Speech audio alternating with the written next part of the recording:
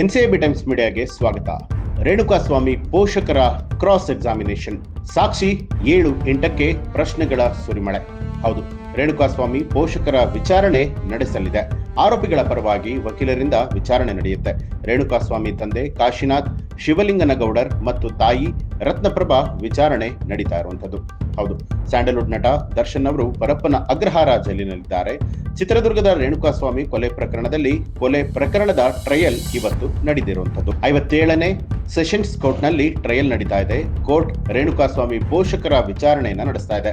ಆರೋಪಿಗಳ ಪರ ವಕೀಲರಿಂದ ವಿಚಾರಣೆ ನಡೀತಾ ಇರುವಂತದ್ದು. ಇನ್ನು ದರ್ಶನ್ ಪರ ವಕೀಲ CV ನಾಗೇಶ್ ಇಬ್ಬರು ಸಾಕ್ಷಿಗಳನ್ನ ಕ್ರಾಸ್ ಎಕ್ಸಾಮಿನೇಷನ್ ಅನ್ನ ಮಾಡಲಿದ್ದಾರೆ.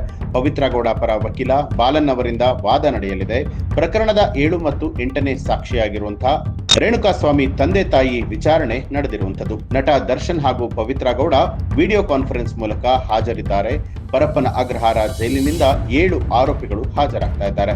ಉಳಿದ 10 ಆರೋಪಿಗಳು ಖುದ್ದಾಗಿ ಕೋರ್ಟ್ಗೆ ಹಾಜರಾಗಿದ್ದಾರೆ ಅಂತ ಹೇಳಲಾಗಿದೆ. ಒಟ್ಟಾರೆಯಾಗಿ ರೇಣುಕಾಸ್ವಾಮಿ ಕೊಲೆ ಪ್ರಕರಣದಲ್ಲಿ ಸಿಲುಕಿರುವಂತಹ ನಟ ದರ್ಶನ್ ಹಾಗೂ ಡಿ ಗ್ಯಾಂಗ್ಗೆ ಸಂಬಂಧಪಟ್ಟ ಹಾಗೆ ನಿಮ್ಗೆ ಏನ್ ಅನ್ಸುತ್ತೆ ಅನ್ನೋದನ್ನ ಕಮೆಂಟ್ ಮಾಡಿ ತಿಳಿಸಿ. ಹಾಗೆ ನೀವಿನ್ನೂ ಕೂಡ ನಮ್ಮ ಚಾನೆಲ್ ಅನ್ನ ಸಬ್ಸ್ಕ್ರೈಬ್ ಮಾಡಿಲ್ಲ ಅನ್ನುವಂಥದ್ದಾದ್ರೆ ಈಗಲೇ ಸಬ್ಸ್ಕ್ರೈಬ್ ಮಾಡಿ ಬೆಲ್ ಐಕಾನ್ ಒತ್ತಿ.